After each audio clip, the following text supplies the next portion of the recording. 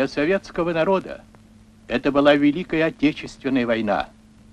Он вел ее во имя свободы и независимости своей социалистической родины, во имя избавления Европы, да и всего мира от фашистского порабощения. 20 миллионов жизней советских людей унесла эта война. Наш народ не забудет ее никогда. Леонид Ильич Брежнев.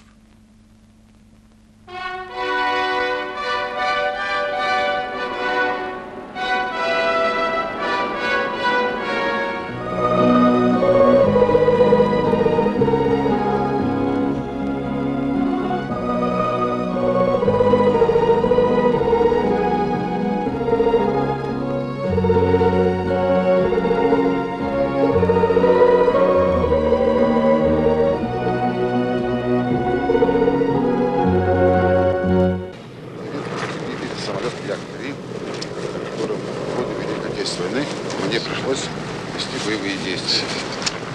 Хороший очень самолет. Один из лучших. Hello, I'm Burt Lancaster. I'm here with a man who played a unique and a compelling role in the unknown war against the Germans. In 1941, he was a senior of first lieutenant. Today, he is Marshal of Aviation, Bukrishna. On June 22nd of 1941, the Germans, in a surprise attack, caught and destroyed more than 2/3 of the Soviet combat aircraft while they were still on the ground. Hitler and his generals felt that this devastating blow would end the war in Russia very shortly, but they were wrong. For the Soviets fought back. They developed new tactics. Slowly, gradually, the balance shifted. Marshal Pokrishkin himself shot down 60 Nazi aircraft in World War II.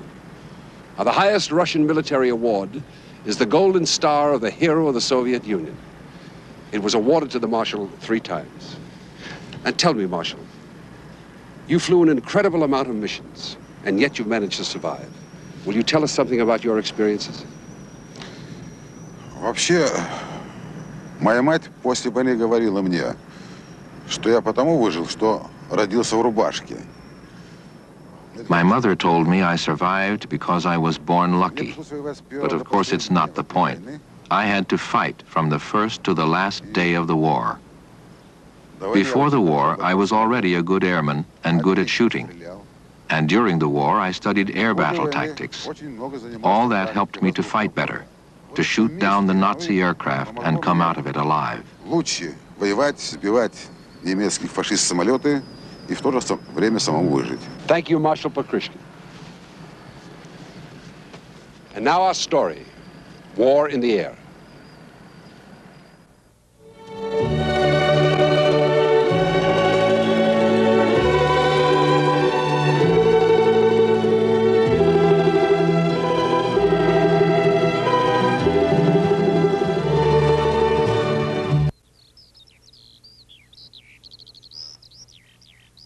The summer sky of June 22nd, 1941, over Russia. A brand new battlefield, the dawn of Operation Barbarossa. Its object, the destruction of the Soviet Union.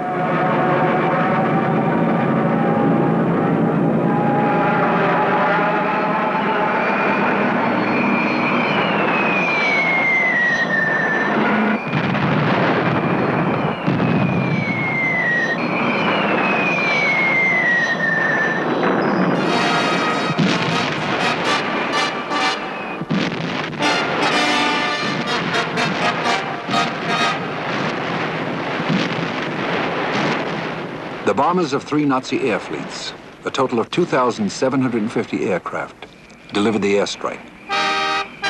Their mission was to destroy the Red Air Force on the ground and lay a carpet of steel ahead of the German panzers as they rolled over the border.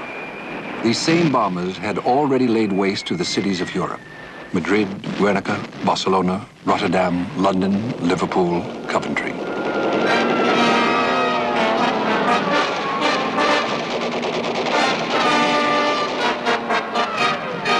Now their targets were troops, farms, homes, traffic on the roads, anything that lay in their path, and particularly Soviet airfields.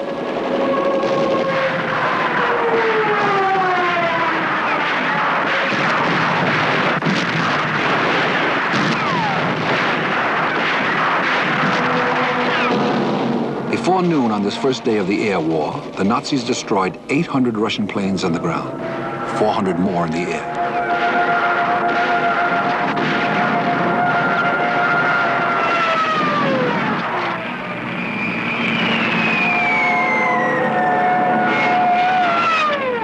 The attacks came as a surprise.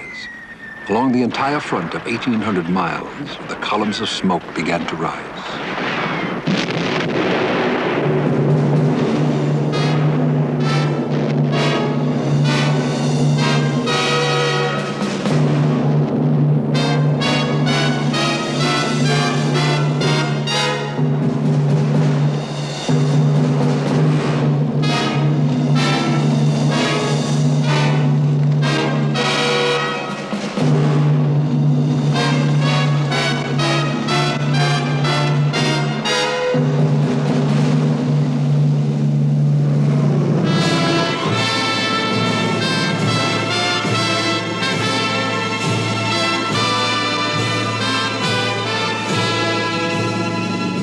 In spite of the Germans' numerical superiority, those Soviet fighters that were left rose to the attack.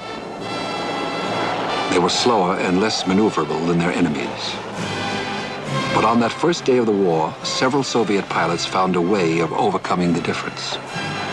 They flew straight at the Nazi planes and rammed them in midair, like drivers at a demolition derby.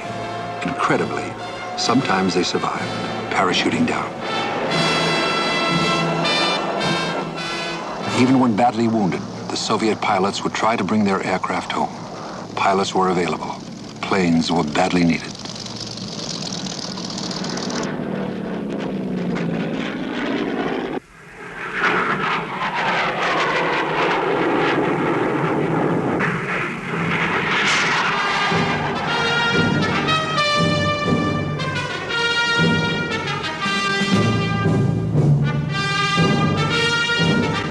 When the Luftwaffe destroyed over 1,000 Soviet planes on the first day of the war, the newspapers in Germany announced a triumph. They were premature. German intelligence had overlooked three factors. The first was the determination and ability of the Soviet pilots. The second was the fact that the cream of the Red Air Force's fighter strength had not been committed in the initial battle.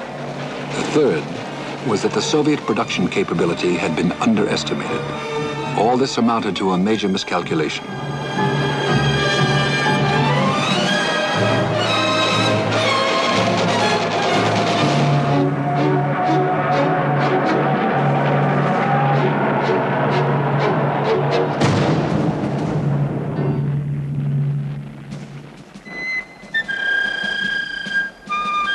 The first Nazis taken prisoner were Luftwaffe pilots.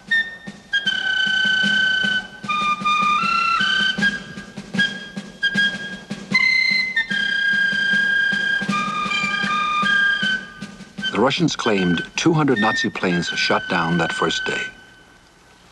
But the air was still full of Germans. Moscow lay ahead. Moscow, the heart of the Soviet Union, the symbol of Russia.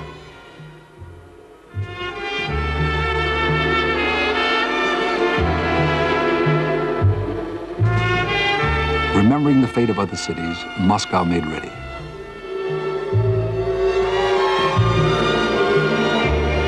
In less than 3 weeks, the German army had covered 2/3 of the distance to the capital. The pattern was familiar. First the Blitzkrieg, then the massacre of cities from the air.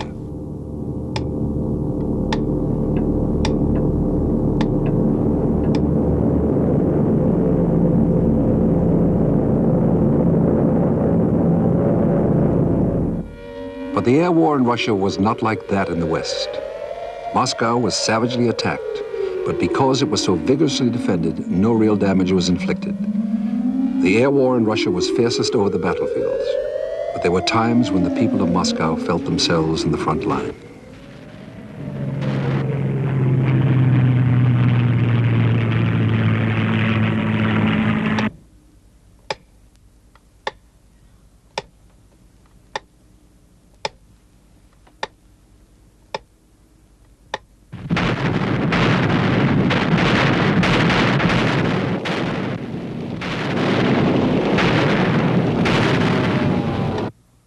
Like the citizens of London, the Muscovites adapted themselves to life underground.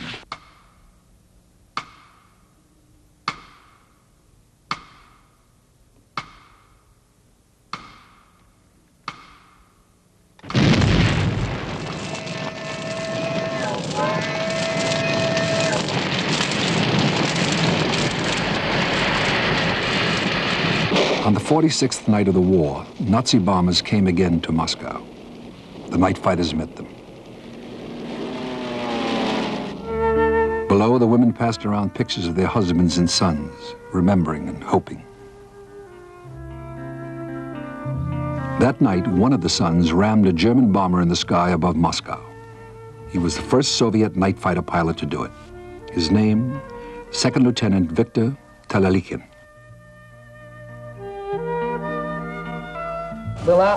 He lived to tell his story. A machine gun burst hit me in the arm. I decided to sacrifice myself, but to down the German first. So I gunned my engine and crashed my plane at full speed into his tail.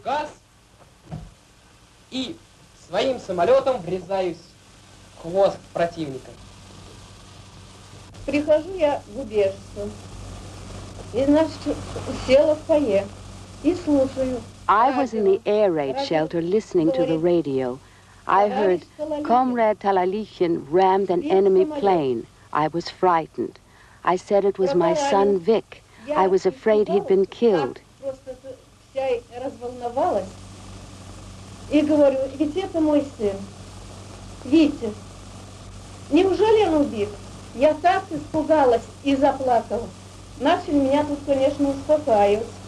Приносят валерьянки, все ухаживают за мной, успокаивают женщины.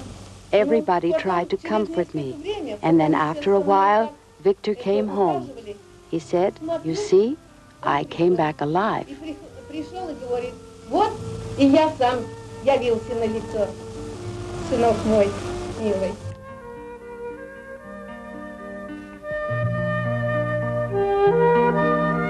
Two and a half months later, Lieutenant Viktor Talalikin was surprised by 9 Messerschmitts. The odds were too great.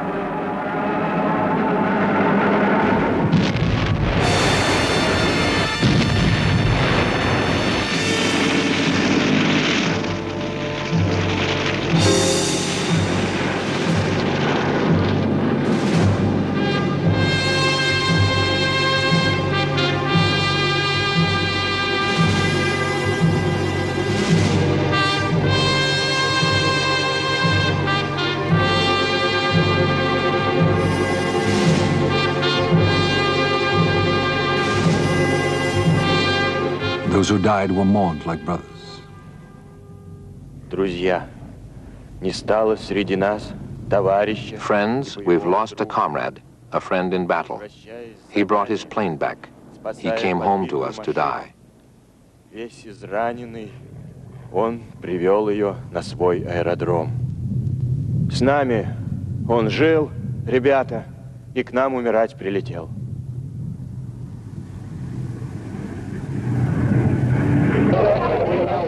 Sons, husbands, boyfriends went to the front.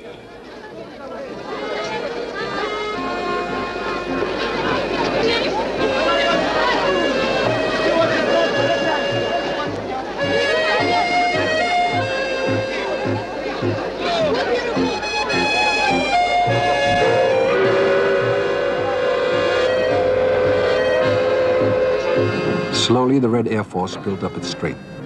There were plenty of young, eager pilots, but the planes they needed were in short supply.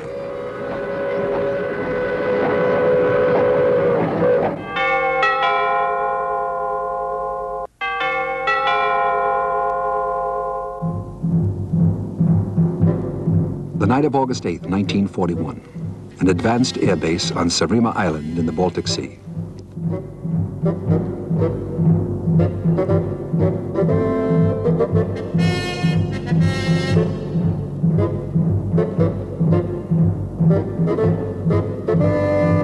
For a handful of Soviet bombers, a very dangerous mission. A raid on Berlin. The object was to show the Germans that their cities were not invulnerable. and the Russians that they had the power to strike back.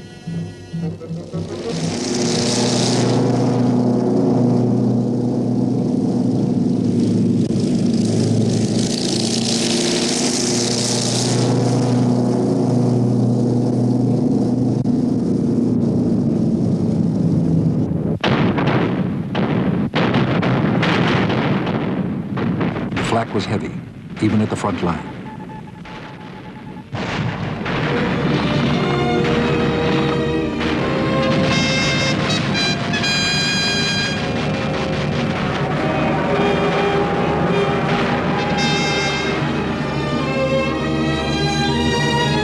Four days earlier, Goebbels had declared that no Russian plane would ever fly over Berlin.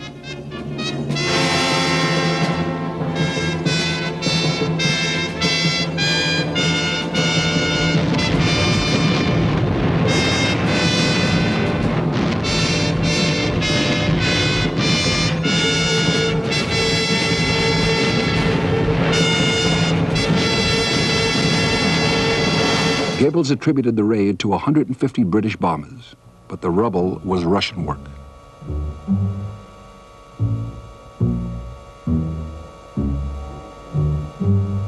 It had been a forlorn hope, and it had been a success. It was the first time Berlin heard the roar of Soviet aircraft. It would not be the last.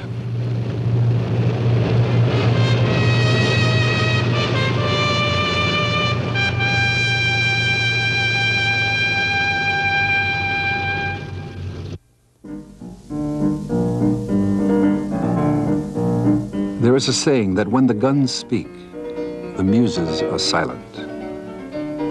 But in Russia, even pianists served at the front.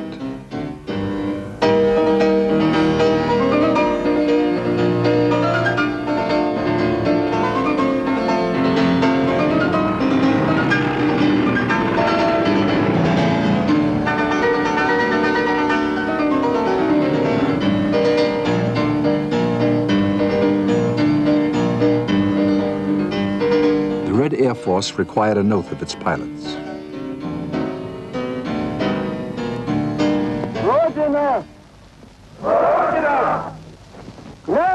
Motherland, we solemnly swear to you to spare neither effort nor blood nor our very lives in the fight against the enemy.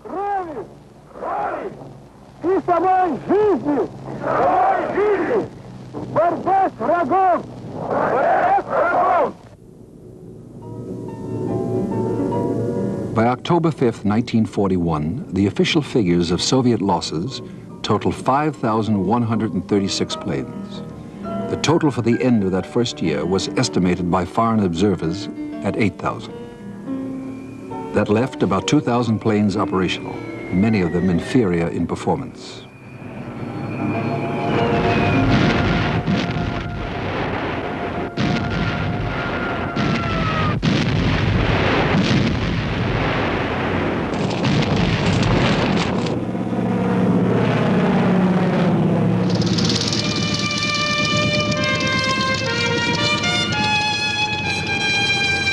Though forced on the defensive, the Soviet pilots kept up the battle until reinforcements could join them. Some flew as many as 8 missions a day.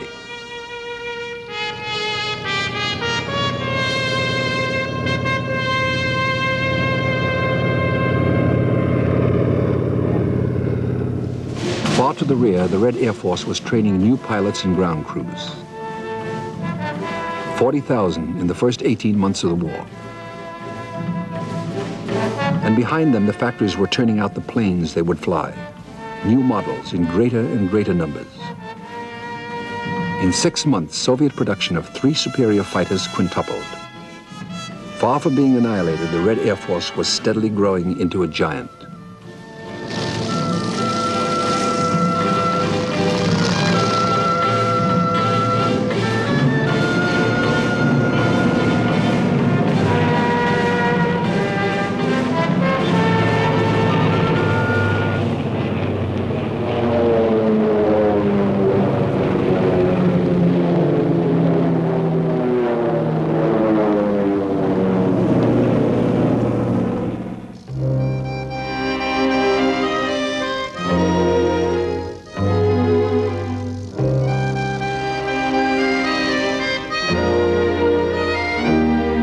women volunteered for the Air Force, in spite of the difficulties of qualifying.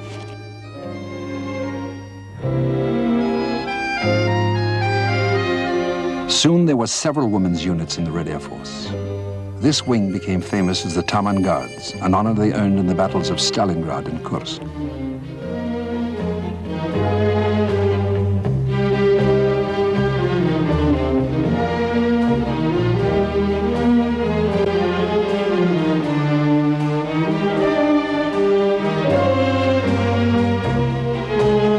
They flew a remarkable plane, the Polikarpat PO-2. Designed in 1927 as a trainer, the PO-2 was used as a crop duster, air ambulance, light transport, artillery spotter, and loudspeaker plane. The women's squadrons flew the PO-2 as a night bomber. It had an airspeed of 98 miles an hour.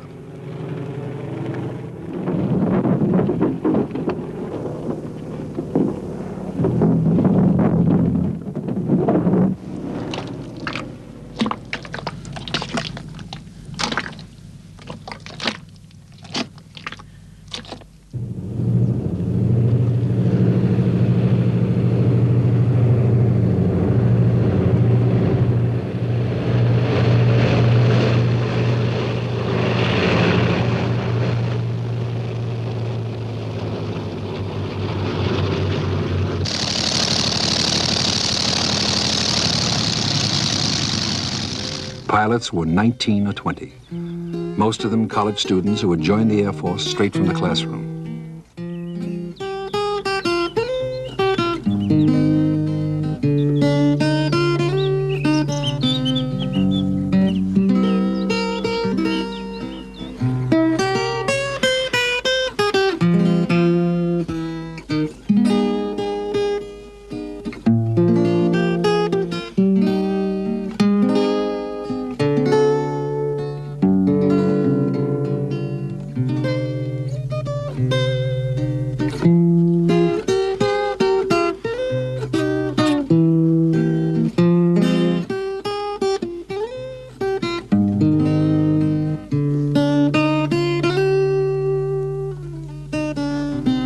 Squadrons faced plenty of skepticism until they went into action. At times, they flew 2 or 3 missions a night, and as many as 6 when they had to. In their slow-moving little planes, the women were easy targets, but they still braved the night skies. They won their wings many times over, at mortal cost.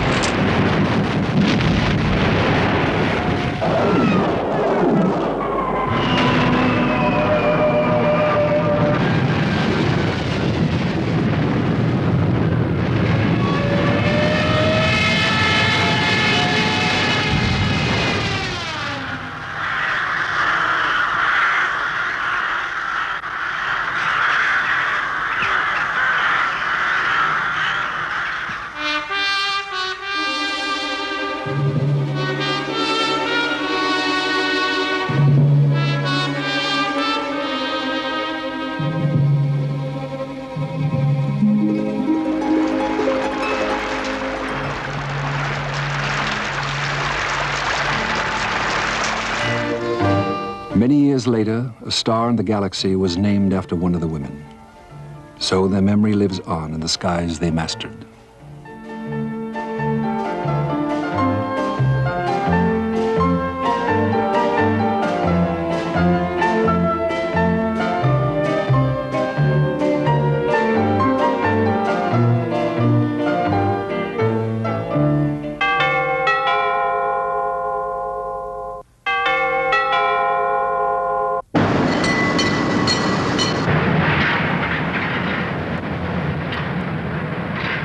Modern fighters began to come off the line in great numbers.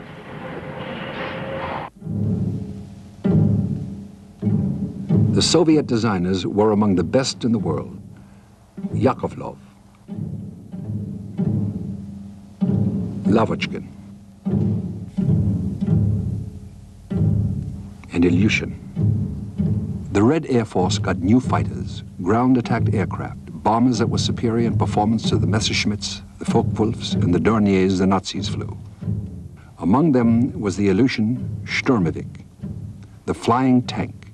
Its entire forward fuselage was an armored box, and the effect of its cannon was devastating.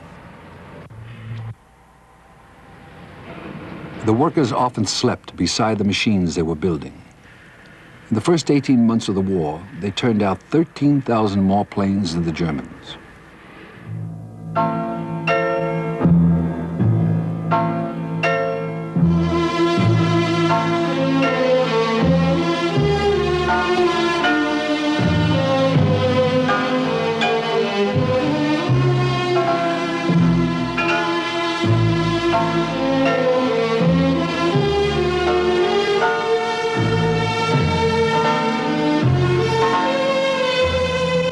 All across Russia, people subscribed to the effort.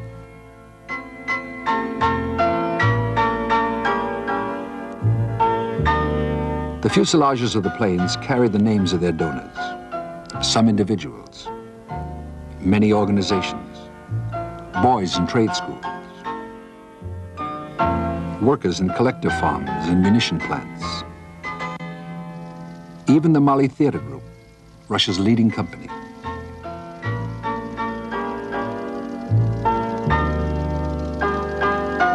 Throughout 1942, the Soviets built up their air fleets.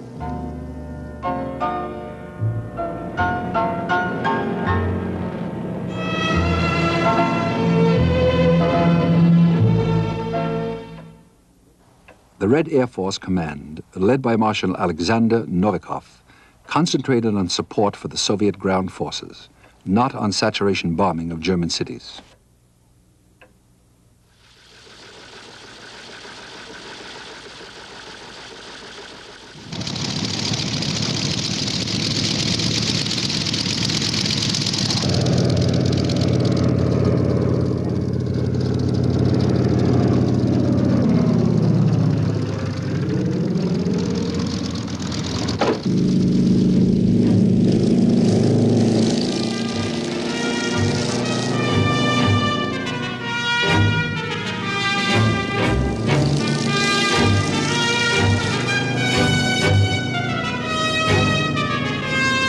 In 1943, after the Battle of Stalingrad, the air over the battlefields was no longer a German province.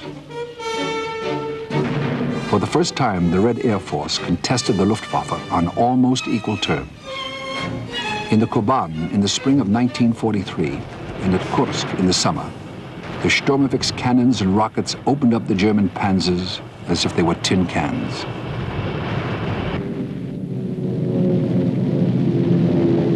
The air war in the East was different in another way, a tragic way. Unlike American and British pilots, the Russian bomber crews were flying over their own land. The Russian bombardiers pinpointed their own cities, roads, farms, homesteads.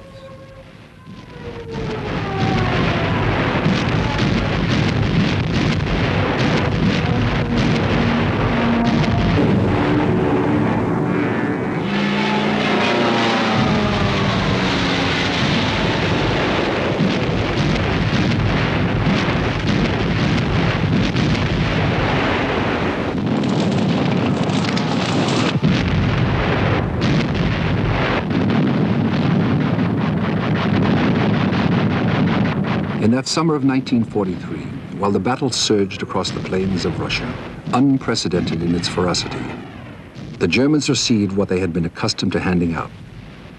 Whether in attack or in retreat, the Wehrmacht learned what it was like to be harried constantly from the air.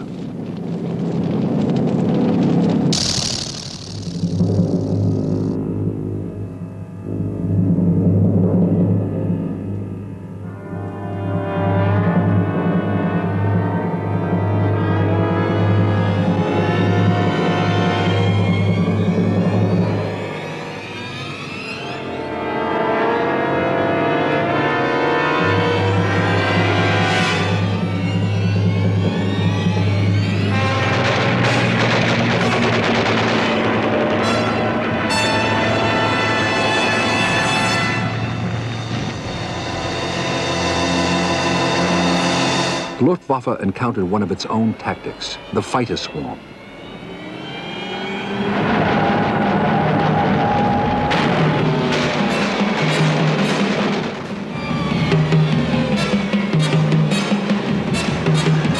As the Red Army moved to the offensive, the Red Air Force more and more denied its enemies the advantage of air power.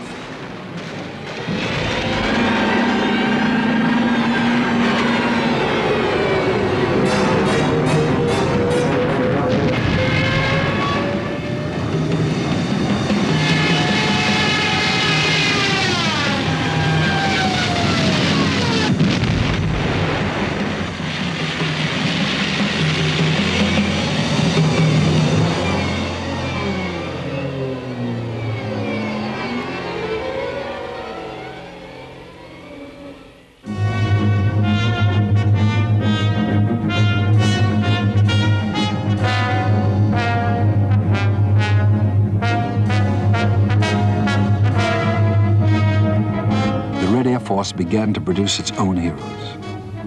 A victory is celebrated. First mission, first kill. A moment of glory for a 19-year-old.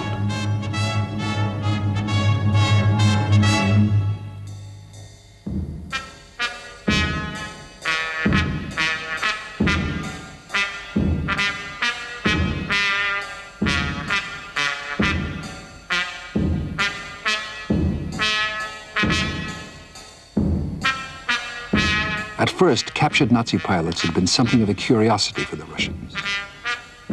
Later, they became a familiar sight.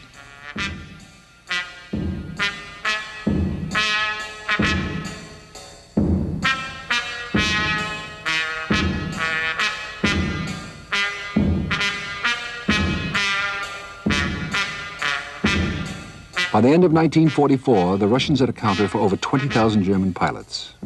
The Luftwaffe was drained.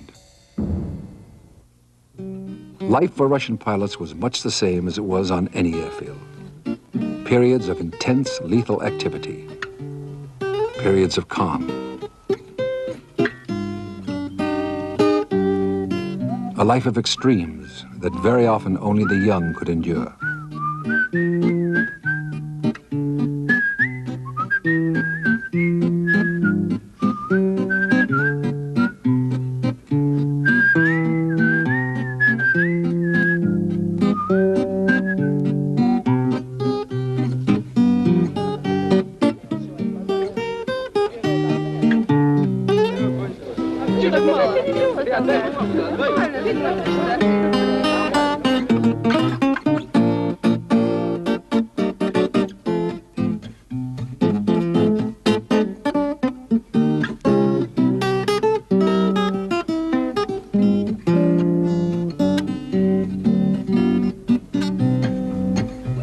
Shop talk was shop talk the world over, wherever the location.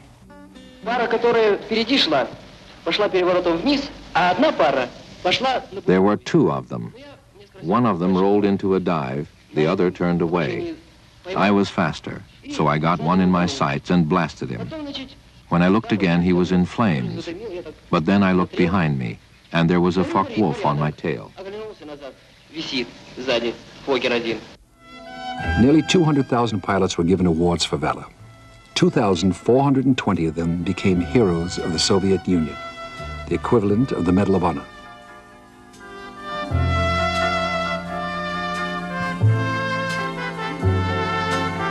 Soviet President Mikhail Kalinin presented some of the medals in the Kremlin. More often, the pilots received them besides their aircraft on the combat fields. And sometimes the awards were a mother's only consolation. Some of the recipients were Frenchmen fighting in the Soviet Union.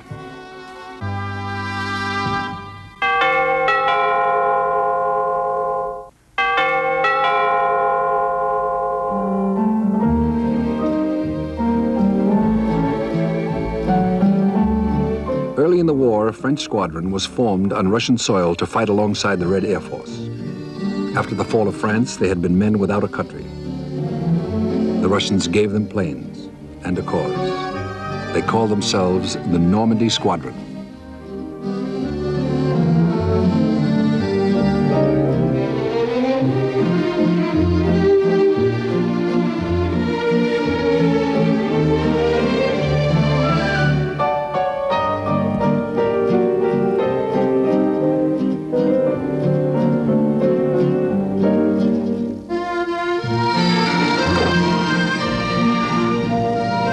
planes were Yak-3 fighters, armed with a 20mm cannon and twin machine guns. The Yaks were superior to the Messerschmitt 109s and the Focke-Wulf 190s of the Luftwaffe.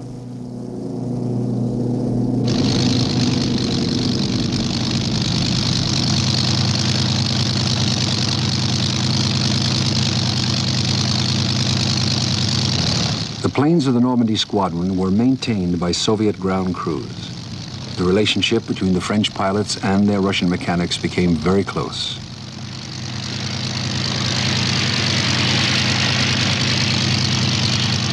Maurice Fassain was one of the pilots. Ivan Belozub, his mechanic. Together they became a legend.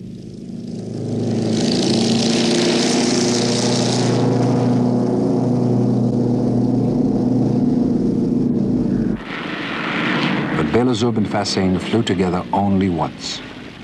When Normandy Squadron was transferred to a new airfield, Fassain took Belozub with him for the ride. On the way, they were attacked by Nazi fighters.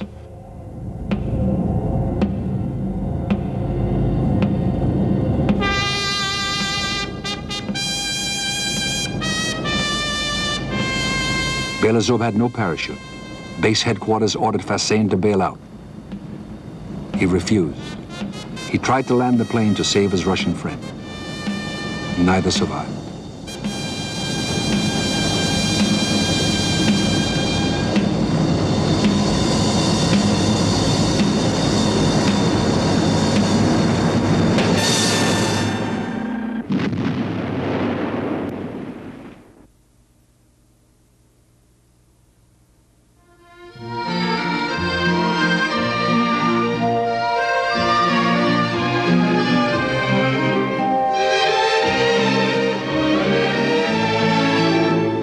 As the war went on, more French squadrons were formed, becoming an air regiment with the title of Normandy Neyman. It fought to the end of the war. Then it took its planes home to France, a gift from the Soviets.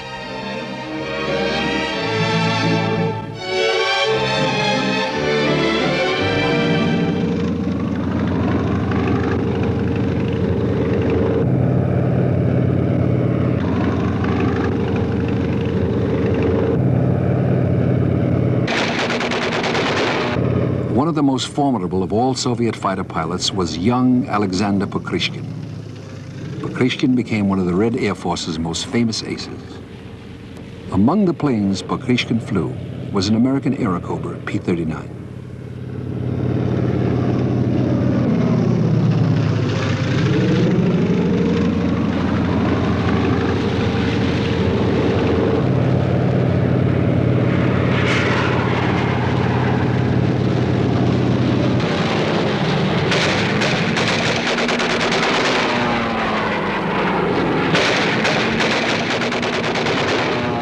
This was Pokrishkin's 50th kill.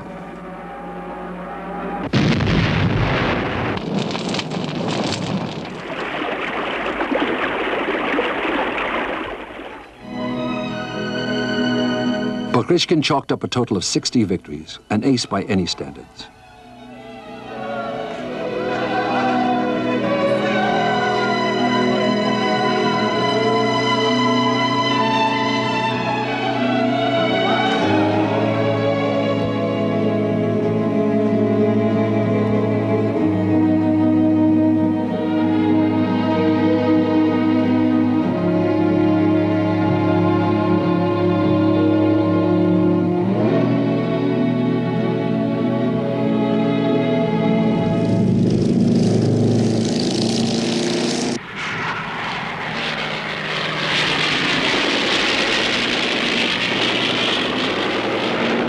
He'd begun the war as a lieutenant. He ended it as a regimental commander. Highly successful and very popular.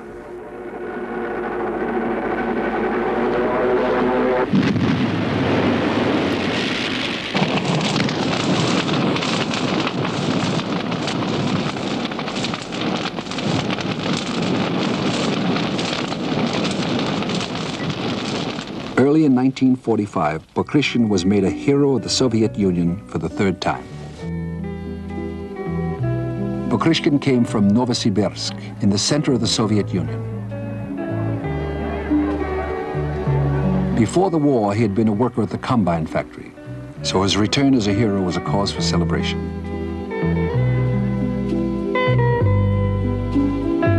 His home was still in Novosibirsk, where his mother and wife lived. His wife had been a nurse and they had married at the front. Now she was expecting their first child.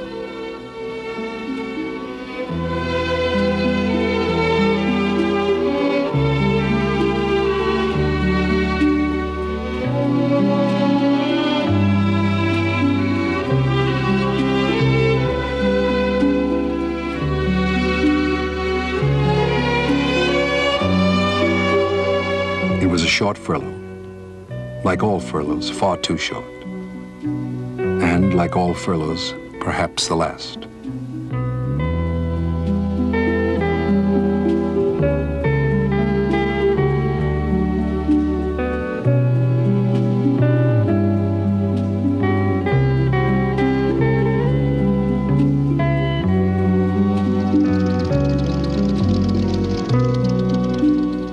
But Pokrishkin enjoyed a long and distinguished military career.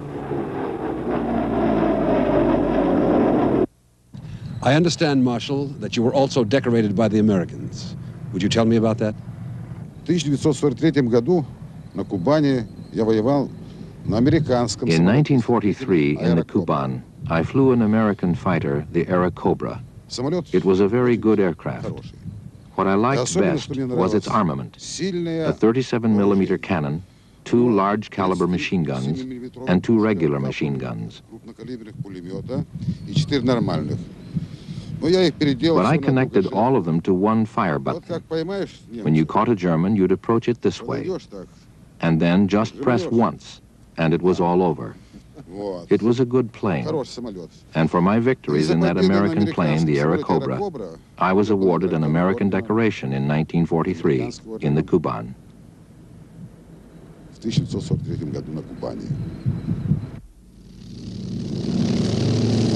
During the war, the Allies supplied over 14,000 aircraft to the Red Air Force, including Mustangs and Mitchell medium bombers. But what really turned the tide was the massive Soviet production of first-class designs, 108,000 planes, and the morale of the young Russian pilots.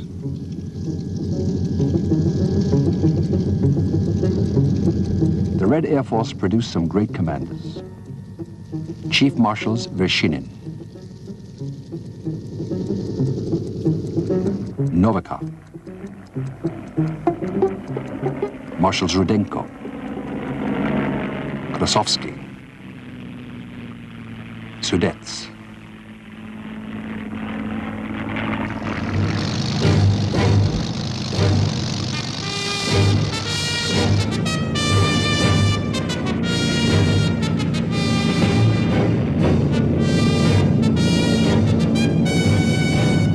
During the Battle of Moscow, the Russians had been able to put only 1,200 planes in the air. In the Battle of Germany, they filled the skies.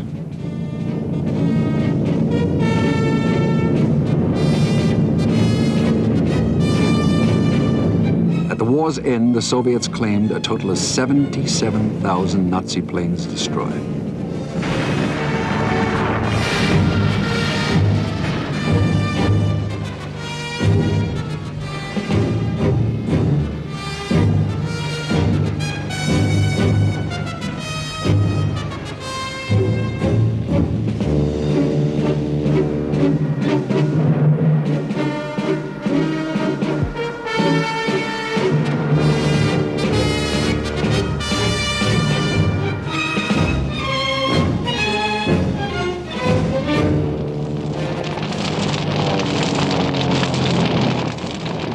The path to Berlin was littered with the wreckage of the once proud Luftwaffe.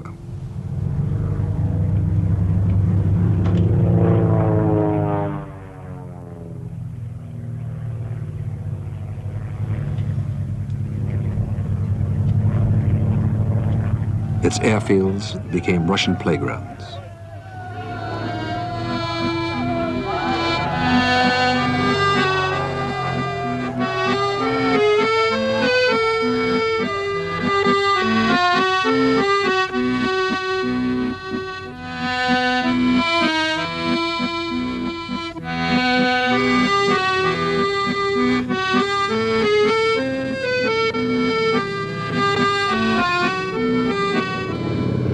all happened a generation ago.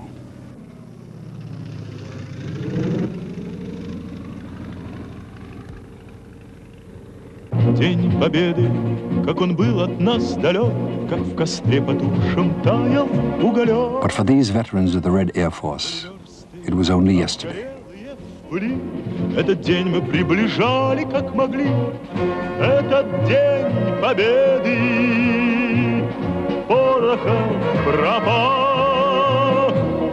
Это праздник с сединою на висках. Это радость со слезами на глазах. День Победы, День Победы, День Победы. Only yesterday, when the day began, you could not know if you would still be alive when it ended. Only yesterday that they fought in the unknown war, so they could begin life again. Здравствуй, мама, возвратились мы не все, босиком бы пробежаться по росе. Пол Европы прошагали, пол земли, этот день мы приближали, как могли. Этот день Победы порохом пропах. Это праздник с сединою на висках. Это радость со слезами на глазах. День Победы, День Победы, День Победы.